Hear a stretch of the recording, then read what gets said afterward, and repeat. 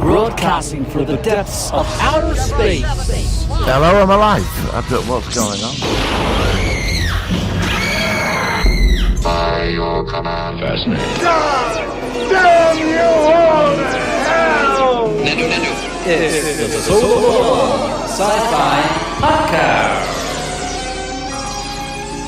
This is episode 13 of the Solar One Sci-Fi Podcast. Michael Ball on the show with, if my co-host was on the Hitchhiker's Guide to the Galaxy, he would be known as the deep thought of sci-fi knowledge. He is, of course, Mr. Martin Fowler. Hello, Martin. Wow, that was big. Thank you very much. I'm just overwhelmed. But it might take you 3 million years to answer your question. Probably will. It's 42. Nice one. How are you? I'm good. I'm good. Yeah, good. Yeah, I was just saying before we set recording on here that I've got a shelf in my room and the whole thing collapsed. I'm making a 3D copy of the Discovery 1 for 2001, and I was moving some DVD boxes around, and I didn't realise that my shelf had come off out of the raw plug, out of the wall with the plaster, and was being supported on the edge of the DVD boxes. So when I pulled the DVD boxes away from the wall, the shelf above went flying, so all my Blu-rays on the floor. My room looks like it's World War III, but it's just one of the joys of I don't know, being in a home with lots of shelves, I guess. So that's a bit of a surprise. Yes, but, yes. Never mind, we're here. And I didn't want to miss out on the podcast anyway, so I made myself a coffee, so we're all fine. This week it has been, again, I do have to say that we have been focusing on recent weeks on the two main series of Doctor Who and Star Trek Picard. Of course, when those respective series finish, we'll be focusing on other news as well. So, but they are, fortunately or unfortunately, depending on your perspective, the main focus on sci-fi at the moment, which is why they bring in plenty of discussion. So we'll be doing that. So tonight's show, we've got a few things to focus on. We're going to focus on the 1970s series Space 1999, the two series there, which I liked very much. And my friend Martin has also, apparently he's been putting a lot of work into this. He's been doing Predator versus Manimal, which of course is a series, a very absurd series from the 1980s, with a man who used to hold his hand out and it used to start wobbling, and then he would start doing heavy breathing, and no, he wasn't a pervert, and then suddenly he would turn into a Black Panther, and then he would go on some mission or something where there's some dodgy people who are stealing someone's jewels or something, and then he would suddenly turn back into a human and all his clothes would reappear, which is really quite bizarre. They would have to be ripped like the Incredible Hulk. Oh, no, don't you go on about my Incredible Hulk? No, he does. I've seen it. I sacrificed. Incredible Hulk is better than Manimal. 90 minutes of my life today for this. Well, this is what I call dedication for the podcast. Yeah. So we're going to bounce it off with each other in later on in the show, so that'd be good. So let's first of all go into the Solar One Sci-Fi Podcast news. Here we go. Working. Solar Sci-Fi News. All right, so this week, again, the focus of the week has been the new Star Trek Picard series episode and the Doctor Who penultimate episode of season 12. Which one of those do you want to talk about first, and which one did you like the best? Well, let's get the Doctor out of the way. Go for it. What do you think? Oh, I've got to admit, look, I know it's been pandy ratings and it's losing viewers by the millions, but it was bloody good. Yeah. I'm sorry to say it was good. I'm still trying to figure out the B storyline that was going alongside. Which really was, it was almost like you're jumping into a different TV series. It was very... Yeah, it was like the what is it, the midwife thing, called The Midwife. Yeah, one of those sort of like, sort of period drama sort of BBC things. Yes, yeah. I think that the detective, whoever he is, I'm assuming that he is the lone Cyberman in the future. And all that's inside his head. Oh, so what? So is he imagining his life as a constable in Ireland, or what do you think? Well, I thought it might have been like a Matrix thing, because he seems a bit screwed up as a Cyberman. Because when they found the 80s ones, which I really loved, I love their design. He started punishing him. Yeah, so but he's not playing along like a Cyberman. Well, no, is he? I mean, the Lone Sideman. I thought that when he discovered the '80s new variants, he did something to them to make them have some sort of emotions. I don't know what he was doing. Well, the scream. When he opened that casket, that cryo thing, it screamed. Yeah, I don't know. So I don't know what he's done to him all.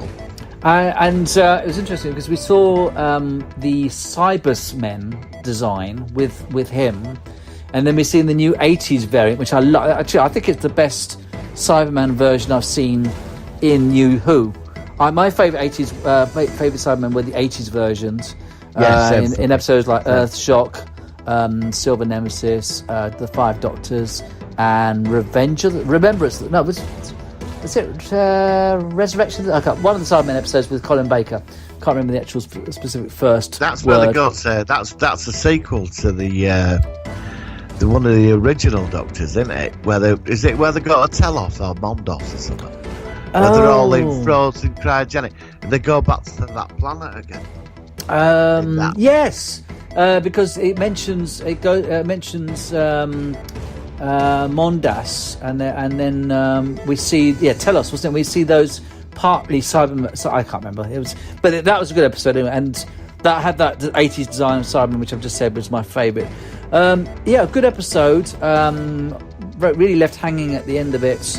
The Master came back, which of course we knew he would. Why that portal is linked to Gallifrey from that gatekeeper guy, we don't know. Lots of unanswered. I've heard that Ruth is going to be involved in the next episode. The Dr. Ruth that's going to appear as well. I thought they might have been holding her back till the next season. I've heard that she's going to be next week, but I mean, it's a rumor. It could be wrong. I mean, they'll have to proceed with her storyline somewhere. But I came to it. I mean, when I did live stream on Sunday, we're talking to a couple of people, and some of them. I know this sounds outrageous, but is the human race, do they become the Time Lords? Yeah, well, we don't know. I mean, when did I thought the Time Lords evolved eons ago in the past. Well, that's what I thought, but maybe they are going into the past and become Time Lords. Well, I suppose it's not elaborated when the Cybermen, so it's possible. A lot of I don't know. I have no idea, but it's got a lot of. Well, there was a leak on Reddit, and it was on Facebook. A lot of people apparently there was a leak about this week about who the Doctor is, and I don't know if it's true. If I should mention it. Yeah, go on. It's all speculation, but the guy put this up as it apparently was leaked. But you don't know what to believe on the net. But apparently the Doctor was found as a child many millennia ago by the Time Lords, and she had the ability to regenerate non-stop, and they took the ability from the Doctor and passed it on to. Now that is, I'm not saying that's official. It was on Facebook in a big leak about it, but they put certain things together what were predicted where it were going, and they've been right on some stuff. But this is apparently that the Doctor's some sort of godlike being. Oh, so how do you feel if they did that in respect to the long-term character arc? Do you think that's a good thing? Do you think it's shoehorned in? Are you pro it or against it or indifferent? I think it should be left at Hartnell. Yeah, well, that's what I think. I think they've got to be careful because they could end up undoing the very thing that's made it a success. Well, the thing is, you see, I've seen quite a few well-known sci-fi classics where they retcon stuff, and it can completely change your perspective of a classic. A good example of that was the Alien franchise, where we had the sort of prequel Prometheus, and then the one that followed on with that, and then of course and of course the Alien Ripley, the 70s one, the classic one. Of course, now we had the android who apparently was the one who created it or something, and that's not good. That did not help the original films. No, and then they made it, and that in Aliens 3 they were all Northerners on the prison. Oh, no, exactly. They're probably some from Leeds. Yes. Actually, I've always liked Alien 3. I've always known it's not a very popular film compared to the first two. I liked it. It had a different turn to it. I like most of the Alien films, actually. I didn't mind Aliens 4. I didn't mind that. I find that it's like with the Terminator franchise. The first two were marvellous, and then the rest have just been... I mean, they're watchable, but, they're just not up to the standard at first two. And I can't understand why they lose the ability to create a third masterpiece like the first two, It's like they just go off on a tangent somewhere, and I just think you can level a franchise that way. I mean, I saw the director's cut of Alien 3 and it was different. I don't think I've seen that. And the actual alien in that one is not a dog, it's like a slightly different creature or something. And in the end, you don't see Ripley. I don't think you see her die. No, you don't see the Queen at the end either. But it was, it's one of those films that it was definitely inferior, and it did, pardon the pun, it did alienate a lot of the fans from the first two, which in actual, with all due respect, were quite different from one another, but they were both classic masterpieces. So going back to Doctor Who, I hope that they don't do something which will really forever taint your perspective of the Doctor, especially in its early. You don't want to damage in the classic era. You don't want to be watching it in 5 years' time and you think, let's delve into I don't know, an Unearthly Child or something, and you see the Doctor with Susan, and then suddenly you think, hang on a minute, this isn't the first Doctor. This is the 17th Doctor, and this was actually the first Doctor who was a male Doctor, because that's my concern. Well, there's a lot of speculation about the old fella on that planet. Yeah, I think he's the gatekeeper. Time Lord. Something more to him. I think he's like a Time Lord. Maybe he was. Remember, there was a Keymaster and Gallifrey. No, there was three, wasn't there? There was Omega, Rassilon, and the third we don't know. No, but there was also one who was the Keymaster to the Matrix. Yes, there was. I wondered whether he was something like that. But Gallifrey looks destroyed as well. Well, yeah, but maybe there are Gallifreyan or Time Lord survivors, I suppose. Well, then he must be some kind of guardian. There must be some type of time looping. There's some event's going to happen on Sunday to offset the old Gallifreyan Timeless Child, Doctor Who, Master, and this big lie, and the lone Cyberman. There's some connection here. Yeah. That's going to merge all this together. And I mean, it is a tangled web we weave. I mean, they have written some exemplary episodes this season. I can't deny that. I never thought I'd hear you say that. I'm quite surprised how positive. It's good to hear. There's been. It's like somebody said to me a couple of weeks ago. Look, I'm in and out with this series, but it's unpredictable. And I've sat there and I've said to you, there's been some absolutely blinding episodes this season. They're not going to hold up to the classics, but they define this series. They give this series an identity. Yeah, I'll go along with that. I'd agree with that. But I still find fault with it. But then wouldn't you find faults, not you personally, but anyone would find fault with every series of every show? There's always, nothing is ever perfect. I think there's a lot more faults with this than there are in earlier seasons. But I have definitely warmed to it in the recent months of this season. So it's. Well, I've not walked away from it. I mean, I sit in at 7:00, 7:10 on Sunday and watch it. But would you walk away with it if it's that bad, or would you stick it out anyway because you're? I did walk away from it in the late 80s. Did you? Yeah, I did. Yeah. Oh, whereabouts did you think? I've had enough of this. What period? I bet you're going to say Colin Baker. I was. I like Colin Baker. I was underwhelmed with Sylvester McCoy myself. I didn't like. McCoy had some awful episodes, but yet again there was some superb ones in there. Yeah. But I didn't see them till they came out on VHS. Oh, so you never watched it? I mean, I remember watching the last episode. They put it out against Coronation Street. Yeah, I remember it. It's like Monday nights or Wednesday nights or something. Yeah, well, in our house, I was living at home at the time. I mean, I were going out a lot, and when it were on, family were all watching Coronation Street. It were like, so I didn't really take much notice of it. And then when it all video came out in the 90s, I started buying them, and I thought, when did this happen? You know, like with the Cybermen. Oh, because they appeared one more time in Silver Nemesis, didn't they? Yeah, Silver Nemesis. And I which I like think that is episode. superb I think that's a episode. brilliant episode. I love that episode. Mordrin, is it not the one back King Arthur and the Doctor's Merlin? Oh, yeah, I know the episode. I can't. And Yeah. another one you mean? I can't remember. I mean, there was and the Dalek one as well with Davros and the Hand of Omega. and the two factions, and you have the special weapons Dalek and all that. Yeah, I thought that was pretty cool.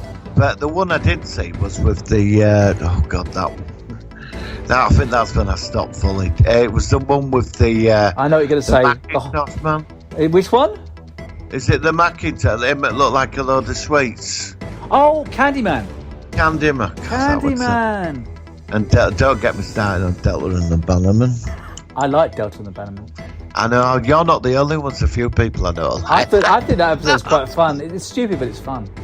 I don't mind that one. I didn't like. I thought the Candyman one was terrible, and I think I also just didn't quite connect with that Doctor. It was nothing against Sylvester McCoy. I didn't connect with him until 90s and early 2000s, and although that hideous episode where Ace came into, I'm a big fan of Sophie Aldred, but the one on with the ice planet where it was prison. That's right. It was the first Ace episode. It was one where and we saw Sabalon Glitz came back. He made a return. That wasn't a good one. Yeah. But it was it was an interesting period. And I mean, they've got a lot. They've got to deliver big on Sunday, and I'm worried. I mean, I've got to admit, I like the episode I watched. I've watched it twice, and I thoroughly enjoyed the episode. All right, you got the B story, but that B story is the key to what's going to happen next week. Not all the other. It's that B story is the key. But they've got to deliver twice what they delivered on Sunday this week. Yeah, well, that's it. Can they do it? I don't know. I mean, it's a very kind of hard to determine whether they'll make it good or whether it can just sort of fall flat. But we'll just have to see what happens in the end. It's a tough one. I'm up for it though. It's going to be strange. No, I'll be sat there. I will be sat there with my cup of tea. And you'll be reviewing it on your live stream afterwards, which I'll try and check out. Yes. I normally sometimes I get a chance to see it live, sometimes I catch up afterwards, but it's always good getting your reactions and stuff, and you've got a good community of people there, so that's cool. So yeah, we'll see, and hopefully it will go out with a bang and not with a whimper. There we go. Which probably brings us to the other big show of the week. Of course, it's Star Trek Picard, episode 5, which had some big surprises. And it had one big disappointment, which I didn't realise until halfway through the episode. I'll quickly say this before I get your review. It was Icheb featured in the episode. It was a different actor. Didn't look anything like the original. Yeah, you said, yeah. He was sort of tortured for his Borg devices, which apparently are high in value in this world that they go to. And he was killed. Well, literally, for some reason, 7 of 9 decided to put him out of his misery. I don't know whether it was actually needed or not. But it was interesting, and it was a bit of a surprise. So, first of all, what did you think of 7 of 9's appearance, the end of Icheb? Tell me what you think about the whole episode. I'm on a couple of groups on Facebook with Star Trek fans, and I did read next day. I was just going through. I read some stuff from it. There's a lot of fans. They're not happy with this, you know. Really? Yeah, they're not happy with the Federation being this dark dystopian place. They're not happy with the bloodshed, and they're especially not happy with the F-bombs. Yeah, well, I'm not. I hate the F-bombs, as you know. That's the. I mean, I watched that Friday, and I couldn't believe what I thought. What's this? Then when they stuck that thing in his eye, and they just pulled it out, and I thought, well, they never did this in Next Generation. Well, I don't know why, because I like horror. I've seen lots of dark horror films, but there's something where there's a certain point you shouldn't go in Star Trek. I've always said that Star Trek should appeal to everybody of all ages. And it feels to me as if they're just doing it because they can do it. And when they do that, it tells me that the people who are doing it they don't quite get Star Trek. They're trying to make Star Trek. They're trying to do their own. And I did think this as well with Discovery as well. And although it's entertaining, although it's all there, it doesn't quite feel right to me. And I have to say that. But if you see, I know where they're coming from with this, because if you go back into Star Trek history, right, and you go back to Deep Space Nine is the key to all this. Oh yeah. Right? And the Next Generation, the two-parter. But there's the Federation. After the Dominion War, millions died. Right. They couldn't. It was a massive interstellar war spread right across the Alpha and Beta quadrants. Millions died. Cardassia were in ruins. The Klingon Empire was just barely hanging on. The Romulans suddenly got done by a supernova after 20 years after that. And you're going to look at the Federation and they're going to think, well, we've had the golden years of exploration and suddenly we're being attacked from all sides by these more powerful foes, like the Dominion, but the Borg. When the Dominion came they're along... going to take them. They're going to change. But I think with me, the positive side, or the aspect of when the Dominion came along, was that they were such a different kind of threat. And yes, I do concede that the Federation, after 20 years after the Deep Space Nine episodes, is probably going to be a slightly different entity. But it's just something doesn't feel quite right. But you do make a fair point. Yeah, and I thought the episode were exemplary. It didn't. The whole I was a bit shocked at what I saw, but I'm not against it. But it's like Picard, he's still holding on to something valuable, like when he went into that bar and said no aliens. Yeah. And he threw that sign on the floor. That would have defined him up. That tells you who this man is. He is that. But but whether he's right or wrong, the society's moved on. And suddenly the galaxy's become a bit darker than where they were 20 years ago. I mean, they're probably still recovering after the Dominion War. I mean, the losses, I know they won it, but the price they've had to pay. Look at the Romulans. Oh, yeah. There's a lot going on here. And then the attack on Mars by synthetics. And there's a conspiracy going on. You can understand why they're like they are. And I think the writers have took the right approach. I don't know if you... I'd like to see, let's say, Discovery did 1 or 2 episodes where it was very Trek. Yeah. And it worked. It worked when they went to some planet and they did, the usual, and some model dial, and it worked. Like when they went to Saru's planet. Great episode. Yeah. There was 2 episodes in season 2 which I consider Star Trek. The one with the Saru's planet, and the other one where we talked about this, the one with the buildings and the church and the colony in the I think in the Beta quadrant. And then of course Pike has to go down, and there's a prime directive. That was Star Trek, and that I've actually watched that one, because although the story is very connected, it's an episode which you can watch as a standalone just about, and that's unusual for Discovery. And so, but I mean this is one thing I really hope they do this Pike series, because I really like to have a series where there are some running storylines, but it can be quite standalone. You can actually just delve into it and think, I fancy seeing that episode, which I've done with most of the other series. But of course, Discovery, you can't really do that too much. I think Pike's happening. There was something on Facebook. I think it's happening because Anson Mount's been teasing people. Oh, I like him. I thought he was great. I really, really like him. He's a really good character. I think a Pike series could be the crown jewel in the Star Trek franchise. I think I might look forward to that more than Picard, although I like Picard, but I would love just to see exploration. Just do the 5-year mission. Yeah, just the first 5. Oh, it'd be great. Imagine it. And you could even have the original Enterprise Captain Robert April make an appearance. Oh, it'd be great. I would love it. I would love it.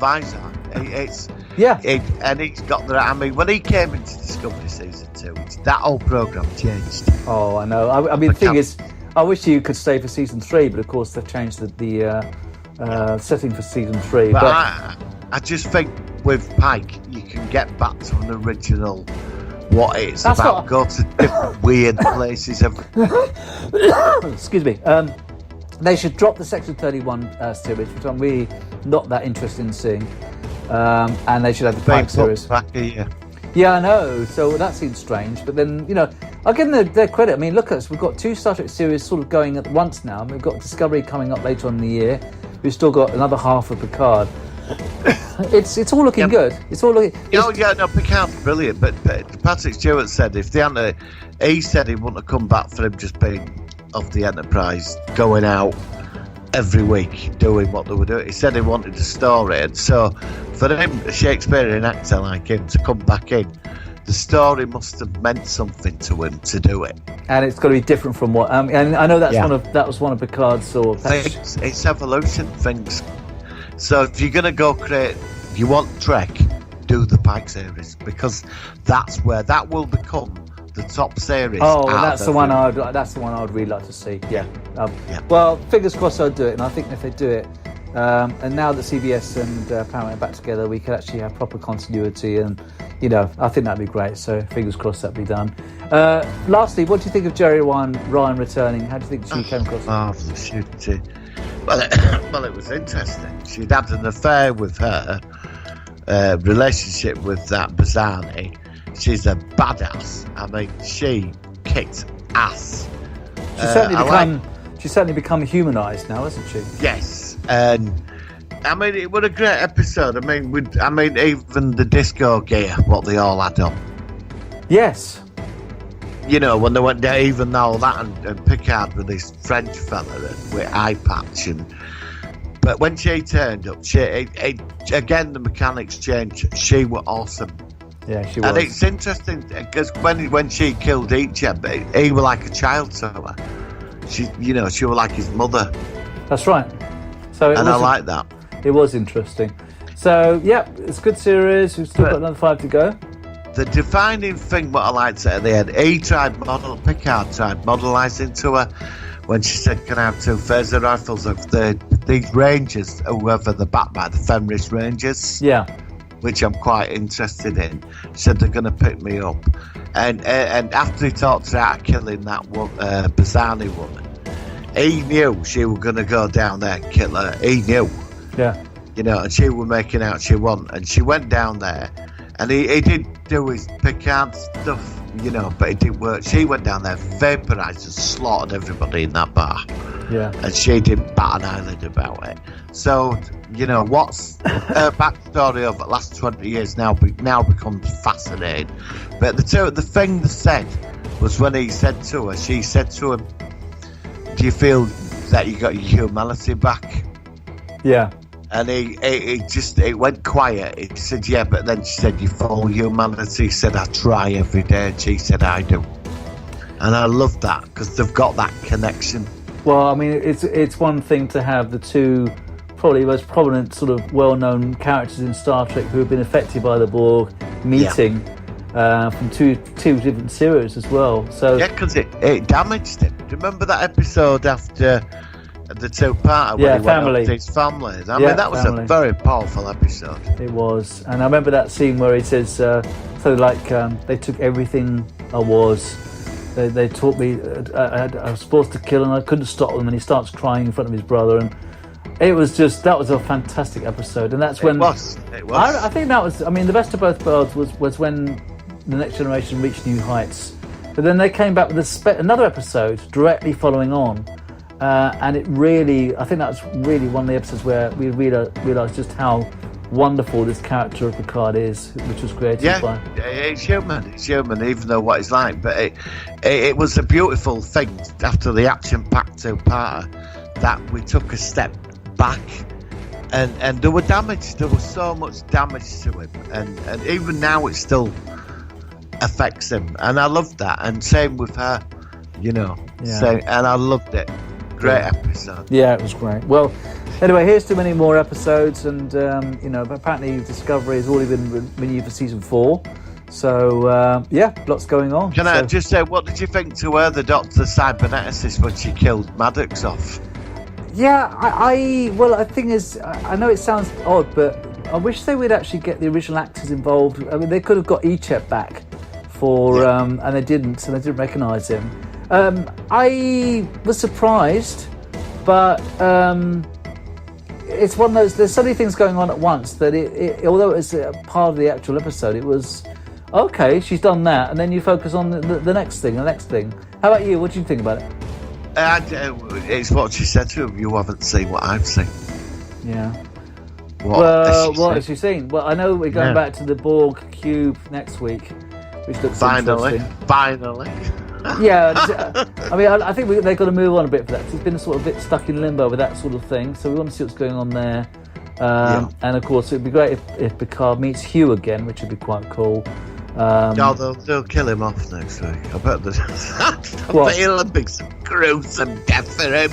It could do. I mean, he's only been in one. I thought he was going to be actually featuring more. He's only been in one episode so far.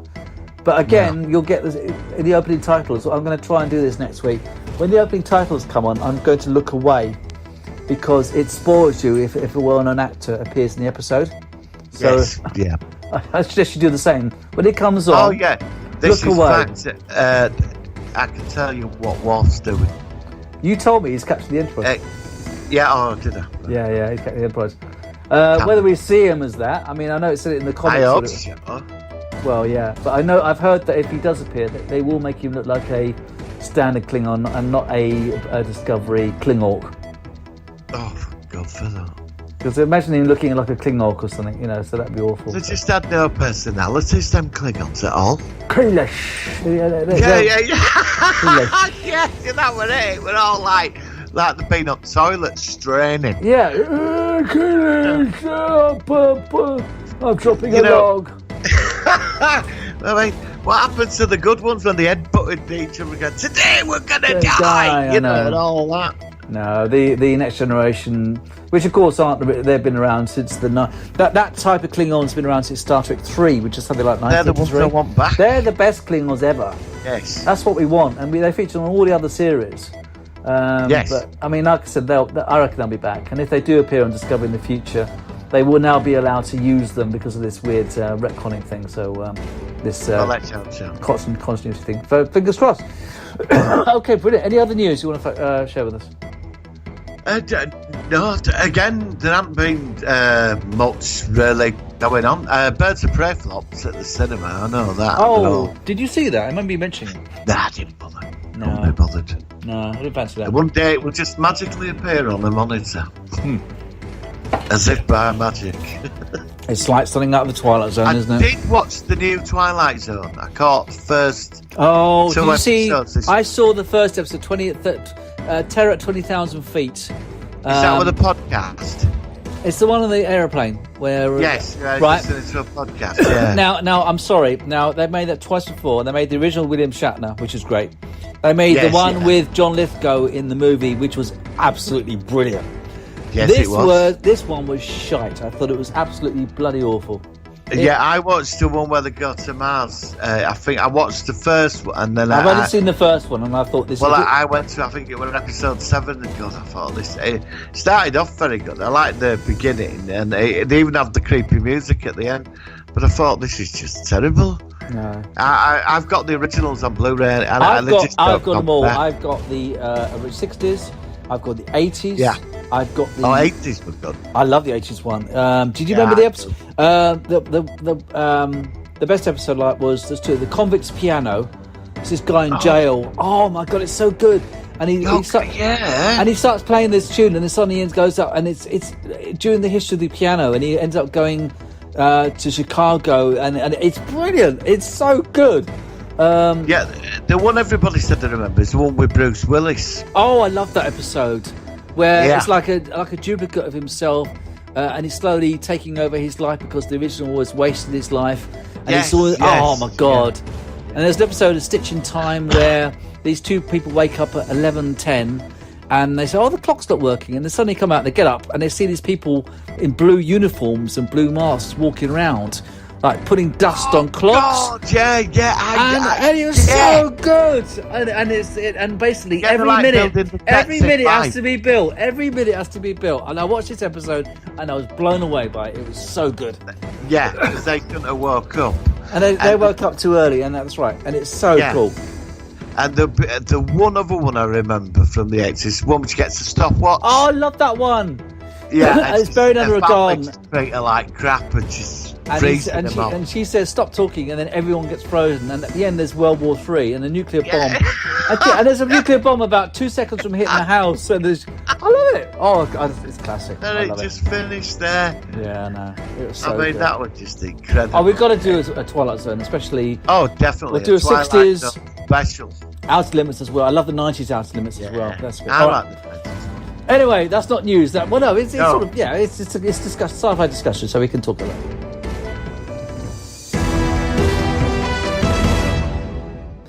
All right. So, do you want to go on to the focus of the week? It's the Solar Sci-Fi Focus of the week.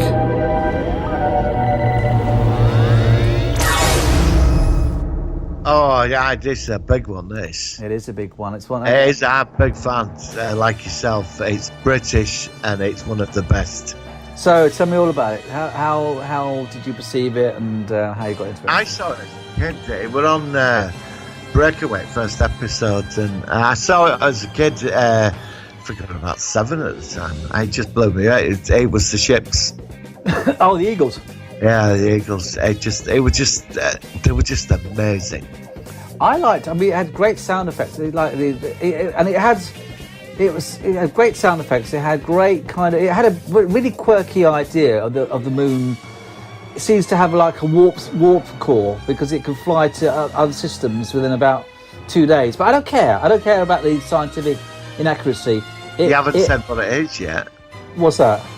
The programme we're talking about. Oh, no, I haven't. You're right. Space 1999. That's what I mentioned it. God, people wouldn't know what else we were talking about. Although I've had the theme tune running in the background, so they might have guessed. Oh, that's brilliant. Which season? 1 or 2? Well, I'm doing it post-edit, so you can choose the music which we're hearing now or you just heard. You got to go with season 1. Yeah, season 1. Yeah, I was going to do that anyway, so that's what you've been hearing. But it was a classic series. It had 2 seasons. 2 seasons which very, very alternated from each other. They weren't very similar in many ways. I think most people think that the first season was the best out of the 2. I think that myself. Yeah. So tell me about your favourite characters and things like that. I like Barry Morse, Now, he was only in the first season. Yeah, he's my favourite character. But I liked the cast. I like Xenia Merton, Sandra. I like Carter, the Eagle pilot. I just like the look of the bait, very clinical. I like Main Mission, the size of it, and I love that background noise all the time. Oh, you got it. You got it in the running on the podcast. I managed to find the background sound from Space. Oh wow! So it's playing in the background now. You'll be You've hearing. Actually got wow! That yeah. You know that like noise. It was on all the time. That sort of like technology. Like the sound of the beeping doors when they put that sort of stuff. It's, yeah. You've got that. Cop blocks and I loved it. It was that were big budget television, especially for this country. I thought it was. I mean, it was made. I mean, it had American stars in it. It had Martin Landau, didn't it, and Barbara. That did the American market, didn't it? But I don't mind that. I mean, that's fine. But I thought that it was because it was made by the Jerry Anderson people, and of course, most of their series were puppet series. Yes. Which I didn't mind them, but I was never so much into puppet series. I like Terrorhawks for some reason, but go on. Space 1999 was originally going to be UFO season 2. Oh, okay. I've still not seen UFO yet. I know you're a big fan of UFO. After UFO finished, UFO's very Earth-based, even though we're moon-based. There were a lot of Earth-based stories. Right. Even with aliens when they were up to stuff.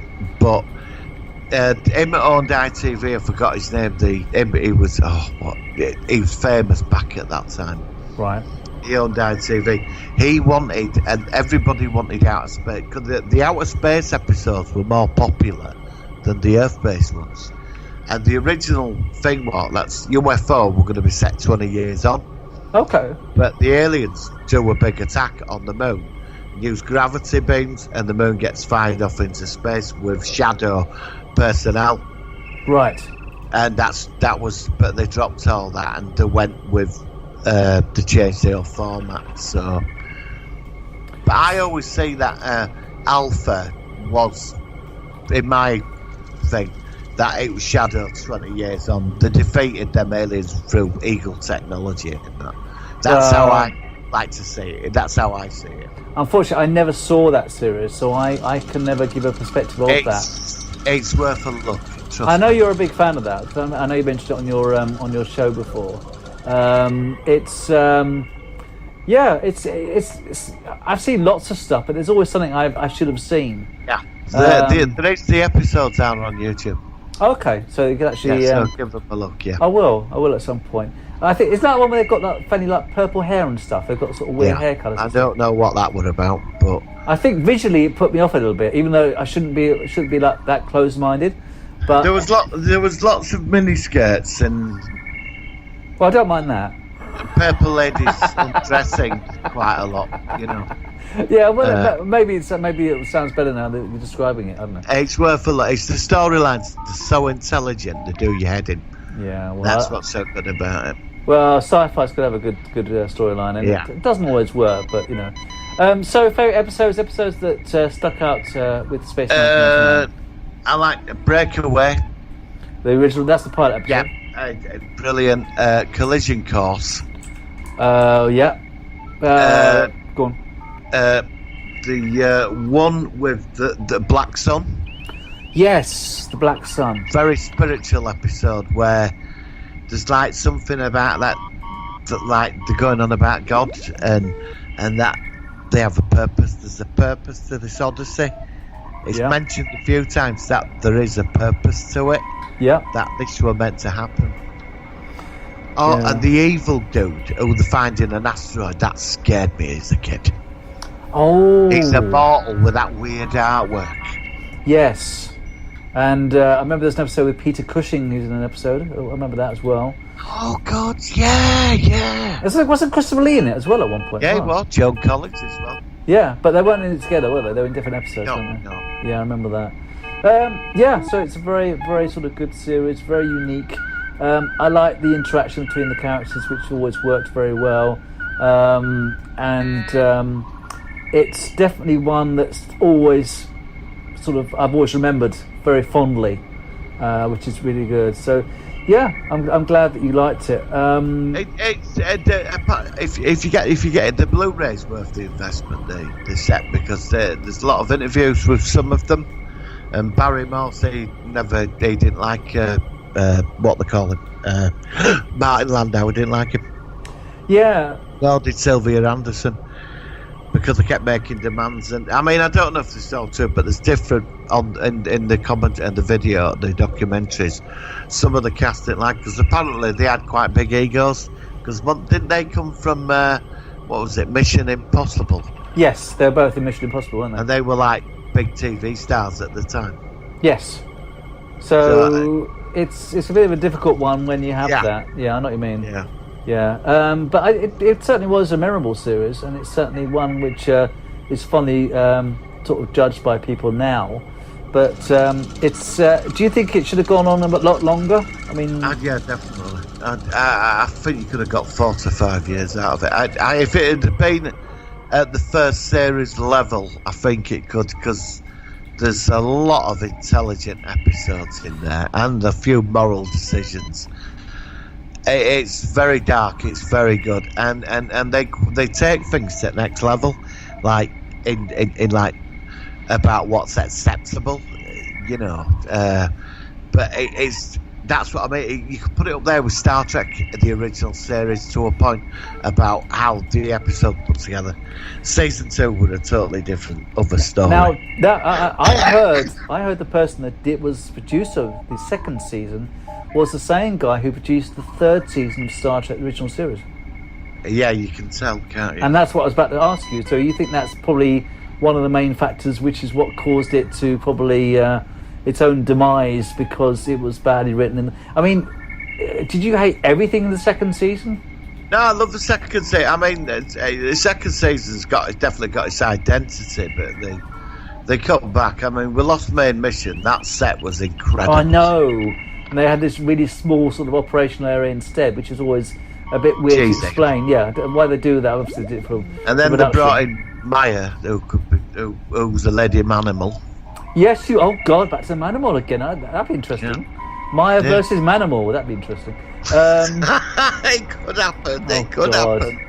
I know, and then you could have Odo as well, and you could have all sorts of changelings. God. Yeah.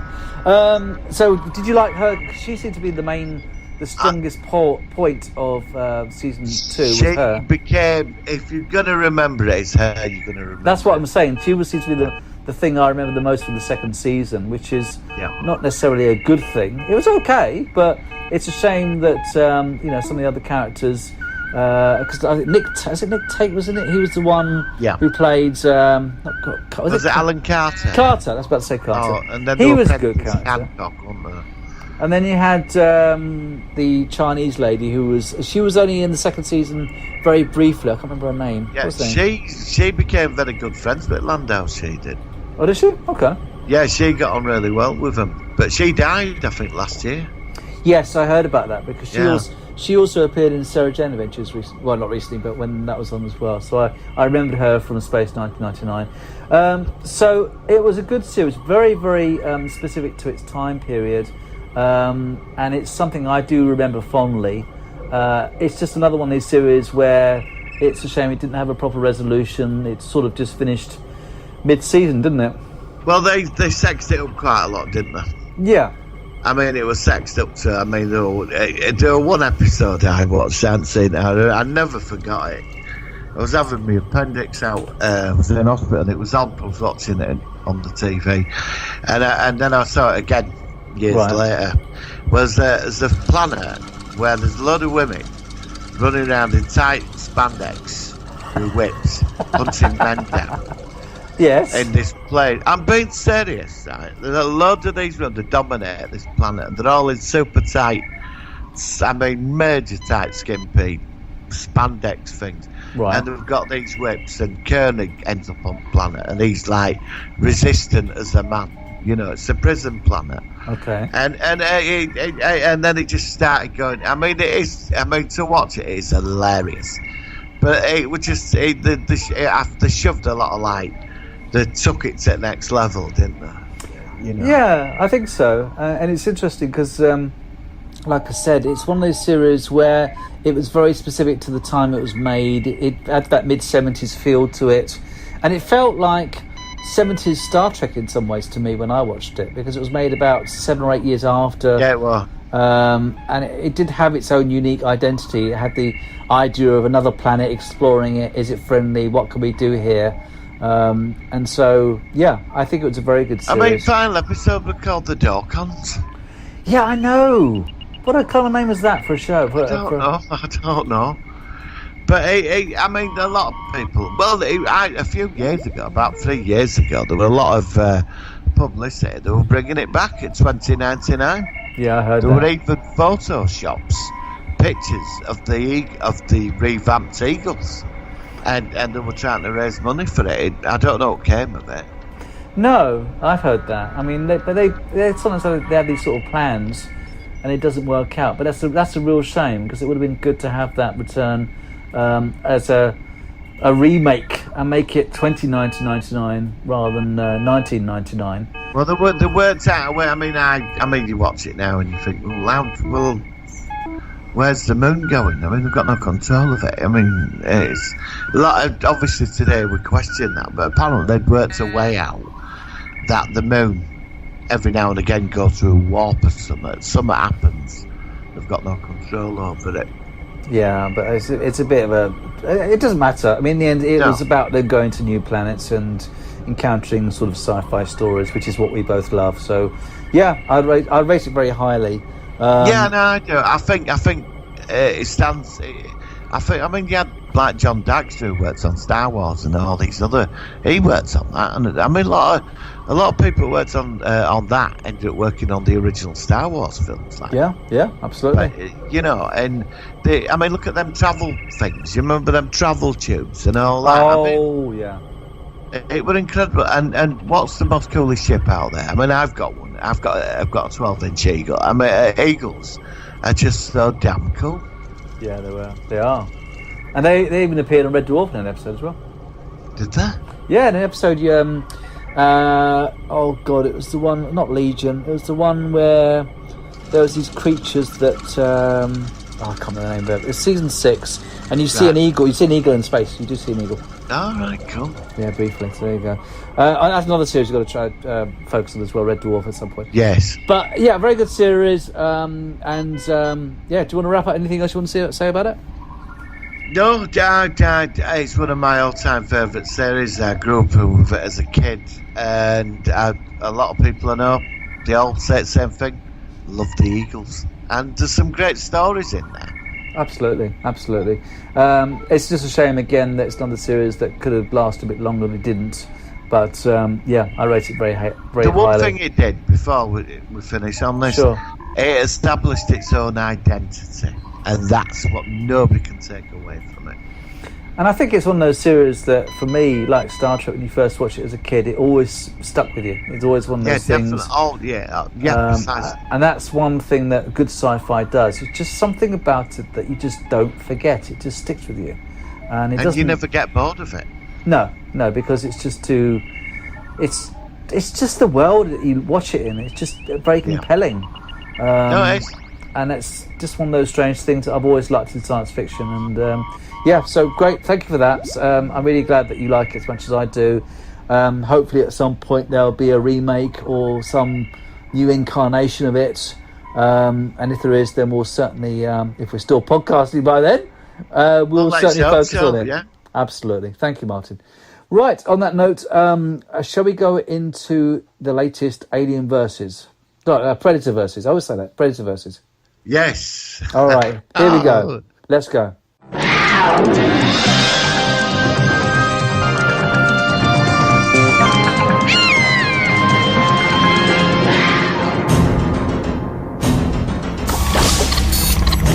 Predator versus Manimal. Right. Manimal 1983 got cancelled after 9 episodes. It did appear in the TV series, 2-parter in Nightman in the 90s. That's it. It's been voted one of the worst TV series ever made. I have to tell if nobody's heard of it. Yeah, go on. Give an explanation of what it is in case you aren't aware of it. It's about a dude, right? This is the opening, right? Dr. Jonathan Chase. This is what it says in intro. Dr. Jonathan Chase, wealthy, young, handsome. A man with the brightest of future, a man with the darkest of past from Africa, deepest recesses to the rarefied pigs of Tibet, heir to his father's legacy and the world's darkest mysteries. Jonathan Chase, master of the secrets that divide man from animal from man, manimal. God, yes. That is shite. Sorry. It is shite. Oh, God. So, from what I remember, this series only lasted about 8 episodes or something. Yes, it did, yeah. It's that one. It's voted in the top 10 worst. It's been panned, but it voted one of the worst science fiction series ever made. It was just absolutely fucking stupid. And I remember it being on BBC One. I think it was like something like a Tuesday night about 7:30 or something, or 8 yes, o'clock it was, or something. Yes. And it was, I remember seeing it, and I was actually blown away, not by the story, but by the actual transformation effects, which at the time were very, very good. Yes. For its time, before CGI and everything. I think was Stan Winston involved with that? I can't remember. But it was very, very well done. But well, we have to explain all this because before the battle, that's what I'm saying. To know what Manimal is. Yeah, this isn't the focus on the show. We're not focusing on Manimal as well, but we need to do actually good. So basically, so this is a character, and he can change into anything. He does the heavy breathing, and then his sort of skin starts to sort of bump up and down, and then before you know it, surveillance as a parrot. Yes, or a hawk as well. Normally a Black Panther. I think he was a bear at one point. He's been a snake. He can become a shark as well. Oh, I didn't see that. Oh God, he's been become a shark as well. So now he can breathe underwater as well. There you go. Oh my God. Okay. Right, let's go. Go. Right, the year is 1983. Jonathan Chase, wealthy wanker. He's out with his dippy girlfriend who's solves crimes with him. Yeah. There's a secret government package being moved by Wayland Industries. Right. Yes, Wayland Utami. They've got on some Predator technology. Oh, that's clever. That's Wayland, that's yeah. That's a good. I suddenly clicked what you said. Go on. That's good. Right, so anyway, they're moving this. We've got this energy source they found on the crashed Predator ship. Yeah. And they're moving it along. Actually, no, we'll set it after the battle with Arnie's character. It's a few years after Manimal. Right. About 1985, say. So when Predator movies come out. And they've got some technology and they're moving it off to some warehouse or lab to work on it. But there's a Predator who's come down because, you know, we're not allowed they do. to have another one appears, right? Okay. So there's a lot of like muscle men, 80s soldiers, which, you know, and they just all get taken out. He's nearby, so there's an explosion, but they're on surveillance trying to get some on Wayland himself, you know, because there's been a murder, some cover up. So him and detective lady go and investigate, right? So they get in and they find 20 dead Marines, all dead, torn apart, spines out. And he's suddenly, because he had just got animal powers, he's got animal senses. That's right. Yes. He can communicate with animals as well. Yes, I forgot about that. You have been doing your research. Yeah, so he communicates with a mouse.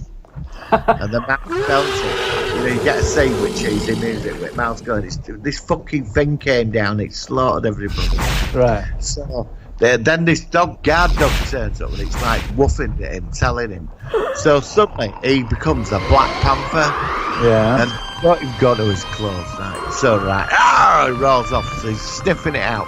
She's like, the Predator sees her, because she's like, he don't kill women.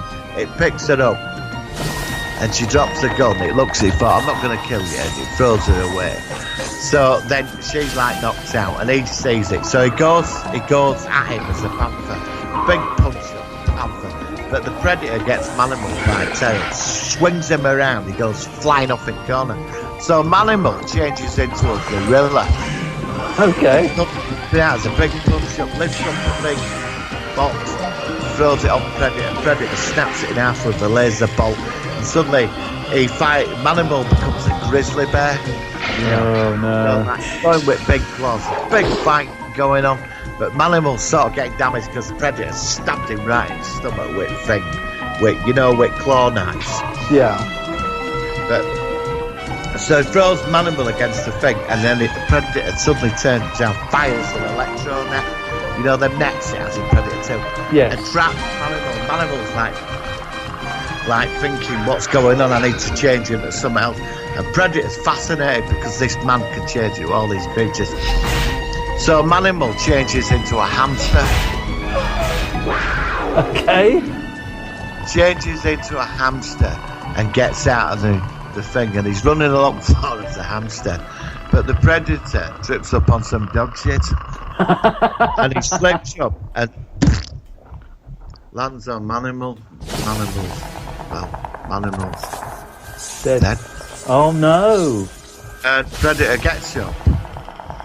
And he sees it, this dead hamster's squashed because his ass landed on it, right? So he pulls it out crack of his ass because he fell on it, right? And he's looking at it. Yeah. And he gets the device and he gets in his ship and fucks off to the mothership in orbit. And he tells all Predators, I killed this thing, this human that could change into loads of creatures. And he's got you know how they like trophies? There's like Alien Head, all these like big trophies. Well, he sticks to a hamster on trophy thing. They're all pissing themselves laughing. All these other Predators. So he doesn't change back then? He doesn't change back? Well, no, because he got squashed. Okay. And she wakes up and she can't believe it. He's gone. You know what I mean? And that's it. Predator defeats Manimal. I mean, it's a big battle. I mean, Manimal changes into like... But for some reason, it becomes a fucking hamster. Don't ask. He just does. Yeah, just because he does. Yeah. Okay. Yeah. So that's you know. So that's Wayland moves their device. The Predator is the laughing stock with other Predators in his trunk. He stood there, fucking with hamster. The hamster. Yeah. Oh, his ass fell. crushed, and Manimal, thank God we got rid of, and the world won't be missing Manimal. So that's it. And she meets Knight Rider. He turns up in his car, Right. and she drives off with him because she's been doing him behind Manimal's back. So there you go. Hang on a minute. I've got to see my batch. Hang on, just 1 sec. Sorry. Oh, bugger. Right. Sorry about that. I had to disappear. My laptop. So Knight Rider turns up at Endic's car because she's been having an affair with Michael Knight and drives off with him because she's fed up with it. You know what I'm saying? Because it keeps changing into Jack Russell's. He's always humping people's legs. So Manimal has got problems. He can't control his animal passions, and that's it. Manimal loses, and Predator wins. So, Well, there we go. That's it. I had to disappear during the end of that because my battery was running out of my laptop, so I had to run away and quickly plug it in. But I did get the end of that. So Knight Rider was involved in the end as well. Well, he turned up, because they were investigating Wayland, but that's for another episode. Oh God, what Predator versus Kit or something. Well, thank you for that. You certainly gave a lot of thought into that one. Well, I did. You did. Thank you. That's a brilliant homework for you. I sit through an hour and a half of that today, and I had to read up on him that he sat in a cage doing surveillance as a parrot. Oh God. Yeah. Well, there we go. Thank you for that. I don't know what we want to do next week for Predator versus, but we're going to bring in a big gun next week. Yeah, I don't know, but that was good though. As the trophy of being a hamster, that's pretty unique thought. But I could see that happening, definitely. So there you go. Well done, Martin. Well done. What would you like next week? Let's have a think. Next week. I don't know. Tell me further week. I'll have to think about it. If not, then maybe we'll try and... I haven't got any ideas at the moment, but we'll have to see. Brilliant. Well, I'm going to have to sign off in a second because my recording is almost out now. I've only got about 2 minutes to record, so thank you for that. We're back next week. Any ideas what do you want to focus on next week? I don't know. Do you want to do another Star Trek or something else? Let's do. What about with all this worrying coronavirus? What about doing Survivors? Definitely. Yeah, because that's a good series, and it's something which seems quite prominent at the moment. You've seen the new one as well. I've seen both. I like both, but the original's a classic, so we'll focus on the classic. I'm up for that. And then maybe in the future, if you see the new one, we can talk about the remake as well. Martin, thank you. Have we covered tripods yet? Oh, don't. No, we haven't. We've done War of the Worlds, not tripods. All right. So let's do Survivors next week, tripods week after. And then after that, we'll do a Star Trek. Yes. Brilliant. Martin, thank you. We're going to leave with, we had recently Predator the musical. This week, I thought we'd have The Thing the musical. Oh, come on, you're joking, man. You're winding me up. You'll hear it right now. And I hope you enjoy it. Martin, thank you very much. We'll be back next week for another show, and we'll catch you later on the Solar One Sci-Fi podcast. Thank you very much. Then. Yeah. Live long and prosper. Laters. It's cold outside, I've been running for miles, helicopter trailing behind. Hey, it's a camp thing, I'll stay for a while, won't you help a doggy out of a bind? There's nothing to see here, I'm only a husky, your average adorable rover. But once I convince you it's okay to trust me, your civilization is over. I can't wait to see their faces when I spring, yes sir. 'Cause they think that I'm a dog, but I'm the thing, baby. Can you tell that I'm not from around here? Did you know that things are worse than you feared? 'Cause I've been to 1,000,000 planets, and I can copy you right down to your beard. You can check on your ancient computer, it's astonishing how quickly I spread. You can pick up an axe and go crazy, but I can grow legs from my head. So I might be MacReady, or maybe I'm Doc. Blair's been acting awfully suspicious. That Gary's a liar, be sure to watch Clark. And Windows, well he's just delicious. So perform your little test. Hey, you found me, I'm impressed. Hate to win interrupt your endless bickering. Big surprise, guys, I'm not Palmer, I'm the thing from another world, baby. Oh, you really gotta love paranoia. More than half of you believe that I'm Mac. Once you make up your mind, you can blow me up, or you can burn me, or keep coming back. I could be anyone, so watch those hands, Doc, ouch. You'll either end up dead or tied to this fucking couch.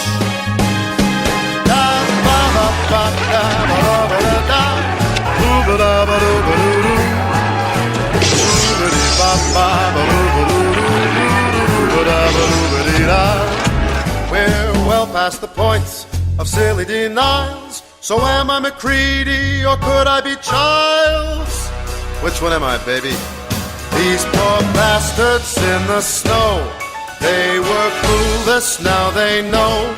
It's a special brand of nightmare that I bring. Yes, they thought I was a dog, but I'm the thing.